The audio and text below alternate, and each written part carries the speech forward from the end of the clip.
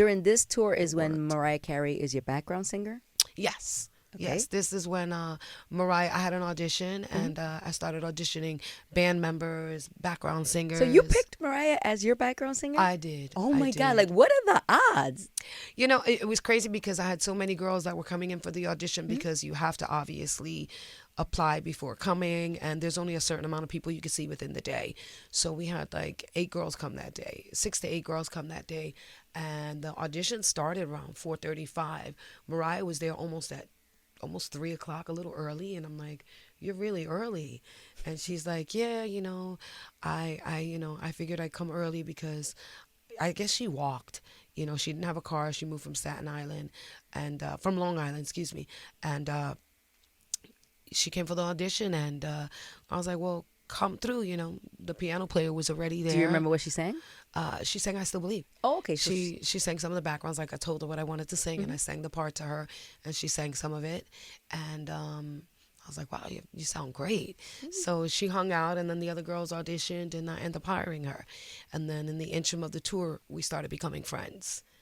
And that's how it all evolved. She was your only background singer? No, I had her. Okay. I had another girl named Josie. And then I had another girl named Clarissa. So I had 3 girls. So it became like the homies. Y'all was on tour together? Yeah. Well, Clarissa and Josie were cool, but they weren't my homies. I was more like chill with Mariah. It was you and Mariah. And I like hit it off because we were so much alike. We were very committed to our craft. We loved music. And I noticed how dedicated she was. And how I noticed that was because in the interim of touring, like I would tell her how I wanted something sung, and boom, she would get it right off the bat. I was like she's super dedicated, super dedicated. But I caught her one time sitting in the bleachers when we were all taking a break before our sound check, and she had on her Walkman. And when she had on her Walkman, she was listening to music, and I was like, "What are you listening to?" She was like, "Oh, I'm just listening. My stomach is growling." She says, "I'm listening to music." I says, "Who do you listen to? Like, who's your favorite artist?" She goes, "No, it's some stuff I wrote." I was like, "Can I hear?" She was like, "Yeah." So I was like, wow. And I'm listening, and I'm like, is this you? And she's like, yeah. And I'm like, you sound so good. Like, why are you singing background for me? Like, why don't you have a record deal? She's like, oh, because everywhere I go, I haven't been able to get a chance, or because I'm white, I sound too black, and people don't really, they say I'm trying to sound too much like this one. And I've been to a couple of, spots with my producer, and we've yet to be signed, but I'm still trying. And I'm like, you sound really good. I was like, who wrote these songs? She goes, I did. I was like, you write too? So I think that was the connection, that both of us really had a passion. I noticed how she loved what she did. She wrote songs. Instead of hanging out, she was just like me. We would go straight to the studio and stay up, and we were super focused. And I loved that about her. And we just became friends, and we were very like pranking people, and I love that about her. Like, she was like me, a goofster. Like, now she's kind of different than when I first met her. Like, she had a more of a goofy side. I mean, I haven't hung out with her for years, so I can't say if she still doesn't have that, but she was always very funny, super sweet. I met her brother Morgan. Her mom was a vocal coach, super nice. And so I told her, months into being friends and touring, we started hanging out. I was like, yo, there's a party that's going to happen tonight, and it's a WTG party, and there's going to be that guy. His name is Jerry Greenberg. He's the first guy that gave me my first record deal. Maybe I could bring you to the party. I have an extra ticket. So you were like, and I'll hook you up. Yeah, you want to come with me? She was like, I don't have anything to wear. And I was like, come with me. I said, you can borrow something of mine. Don't worry. But the only thing she couldn't borrow was the shoes because her feet were huge. I was like, the only thing you can't borrow is my shoes because them toes ain't getting past the fucking heel. She was laughing at me. She's like, no, I'll just figure something out. So I was like, so meet me at my apartment, and you could get dressed at my apartment. So I said to my mom, I was like, Mom, I'm gonna get This was in New York? Yeah, this was in New York. Okay. No, where I told her was when we were on tour. We were at a show upstate New York. So I told my mother, Mommy, you mind if I give Mariah the ticket to the party? And she's like, no, you girls go. You go have a good time. So I took Mariah with me to the party. So Mariah met me at my apartment in Jersey. So she literally hung out with me. So we went to my apartment in Jersey. We got dressed and ready there. She put my little I Still Believe leather jacket. I had the mini skirt, and she looked so cute. She's like, I don't know if I want to wear the skirt. I think I'm just gonna do the leggings with the leather jacket. And then she comes out the room and she has her makeup's done. She looks so beautiful. Always Curls. Remember that hair was just gorgeous. Yeah, the big hair. You know, we always had this. We teased it. She looked beautiful. I loved when she used to do the curly hair. Me too. But she came out, but she had a pair of sneakers on, and I'm like, ¿Qué pasó? where you on with that? And they were dirty sneakers. And me dio pena because I wish that she fit my shoes, but what she size didn't. are you? I'm a 7.5. Oh, that's tiny. I'm a 9. Yeah, I'm a 7.5. You would have judged my feet too, girl, because my shoes is big. So she was like, yeah, but I don't have nothing to wear. And I was like, just wear those. So they were a pair of white Skippies. Back in the day, Skippies was the shit. We used to use Griffin to keep them white. So it was Keds or Skippies, right? I used to do the Skippies. I used to get them at the dollar store. I remember back in the day, I didn't care, pay less. So you were like, vámonos con but los Skippies. fortunately, by the grace of God, I didn't. Just because I had money didn't mean I have to shop at the big bougie spots. But I end up telling Mariah, I was like, vámonos. Just wear those. Let's go. So we went to the party, and when we got there, Jerry Greenberg was there, and there is when I introduced Mariah to Jerry Greenberg, Arthur Baker, and I had already sent a couple of friends the cassette of Mariah because I wanted to help her. Oh, her demo. Yeah. You had already sent it out? I sent it to Medina, Betty Medina. Oh. I sent it to That's him. her manager now, right? No, that's not manager. Who's her man? But he I was don't at one know. point? He's Jennifer's manager. Oh, J-Lo. He's Jennifer's Yeah, manager. there you go. I knew it was somebody. She's with Beautiful. someone else now. I don't know who it is. Now I was thinking of J-Lo. Yeah, but Go ahead. J-Lo's with Benny. And so then I end up turning around and I said, we're going to go to this party. So we get on the party. I see Tommy checking her out. And he's Tommy like, Mottola. Yeah. Okay. He was like, yo, who's the babe with the bod? She went to the bathroom. I was like, oh, that's my friend. I was like, and I opened my purse. And I'm like, yo, this is her cassette. You lying. You got to hear this girl sing. You had This her girl's- demo? Yeah. Because I told her, make sure you bring your Nah, cassette. you was a real one. Bring your cassette.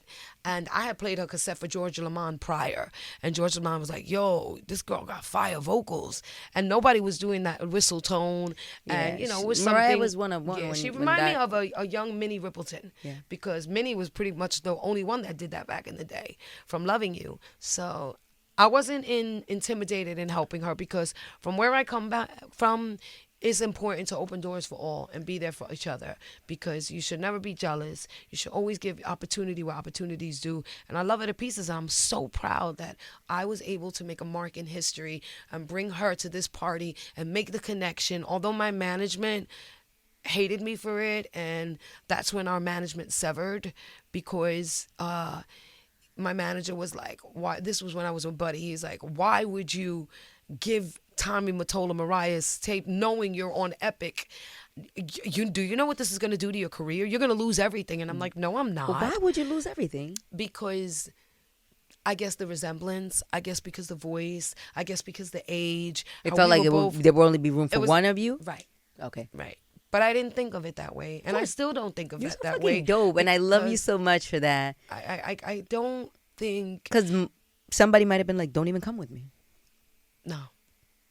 I don't have an ugly heart. I don't have an ugly heart because I feel like in my space, how my mother did for others, and that's why God blessed us and we were able to survive and have what we have and grow with integrity and have such diligence at what we do and be able to be such caring people and have an open heart. I believe that what could feed one could feed two. What could feed two could feed seven. Donde comen dos, comen tres. Right. I've heard that Right. before. So for me, I knew she needed it and I wanted to help her. And I didn't think about what the repercussions would be because to date, I still feel like I'm happy that I did it. I'm so proud to be part of it. I love her to pieces. And although people get other scenarios, I'm proud of the woman she is. I'm proud of the How can you accolades not in the be? business. Honestly, I made history. we may not know Mariah if it weren't for you doing that. Yeah. And, we thank you because she's an icon. She's a She's star. definitely We an love icon. her. She is.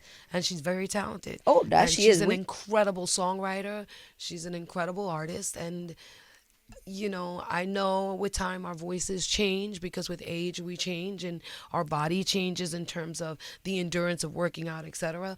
But I feel like she still has a beautiful space in the industry. She Her voice is does. incredible. She does. And although we're not in contact like we were, because of the way life changes, people go in different paths. We meet people in junior high school. That don't mean we got to stay friends forever. We all go different areas. But to make the mark in the history of the music industry and the impact that I made, I believe that I brought the biggest talent to the music industry. You did. And I have a lot to say about it. And I believe that that's where God put me and that's what God wanted me to do. And I did it because of the kindness of my heart. And it didn't bother me that my management was upset because after doing it, I did end up losing my deal. So she ended up getting signed. She got signed After to Sony. this? Yeah, Okay. she got signed to Columbia. And I was on Epic. And I end up, my deal was I did an album. It was an album called By Heart that Diane Warren was a writer. Rick Wake was a writer. I had a lot of great You talent. had a nice team. I had a great team. But unfortunately, it came to an end. I was told by Tommy that I needed to get dropped because at that point they were going in a different direction and he saw me singing dance freestyle music. He says, "That's what I see you doing." And I'm like, "I like freestyle, but I'm not a freestyle artist. I'm a pop artist. I'm a pop artist. That's why I want to do pop music. I want to do music like Celine Dion. I want to do music like, Gloria Gaynor. I want pop music. Like I want Diana Ross. And he was like, "Yeah, but, unfortunately, we can only have a certain amount of talent that is going in that direction. And I think you would be better off doing dance music." And then I got released and my album got shelved. But it still didn't stop me. It didn't deter you in no way. It didn't stop me. I still was so happy for her and she was killing it. I was listening to the demos of the album and I was like, "Oh my God, this is a hit. This is amazing." Did you stay cool like after she got signed? We did. Okay. We did. We stayed cool. So you got We to stayed see cool. like how everything unfolded for her? I did. Okay, I did. I even went as far as going to her wedding. I was at her wedding. Okay, so that's good. So you got to see her fairy tale come true. I did see it unfold, and I was very happy for her. Not envious, very proud of her, because I was still doing music. I wasn't doing it as heavily as I wanted to because I did lose my deal, and there were a lot of areas that were in my life that financially I struggled. I had to get odd and end jobs. I had 2 babies. I didn't have rent money. This is right after this? Yeah. I was sleeping on the floor with my 2 babies, but I was still hustling. But I had the pride to not go back and say, "Hey, what you gonna do for me?" Like, I did ask one point, like, now what do I do? But she was in a relationship that was so toxic for her that her mental state wasn't really involved and invested in me. So she needed to do her. So I didn't even bother to say, "Hey, I did this to get this in return." Because most people I would. did this, but I didn't. Most people like, "You owe me." Yeah, and a lot of people told me that, but you know Yeah. what? I didn't had do pride. it to be compensated. I You did did it it out of the goodness of your heart. because that's the you weren't woman even I am. thinking this was going to happen, obviously, right? Oh, I knew she was going to be successful. I wasn't thinking that we weren't going to talk and the friendship would eventually dissolve in the matter of not because of her, but because of other people in her head. Like, you got to do it this way. Don't do this. Don't do that. I didn't care.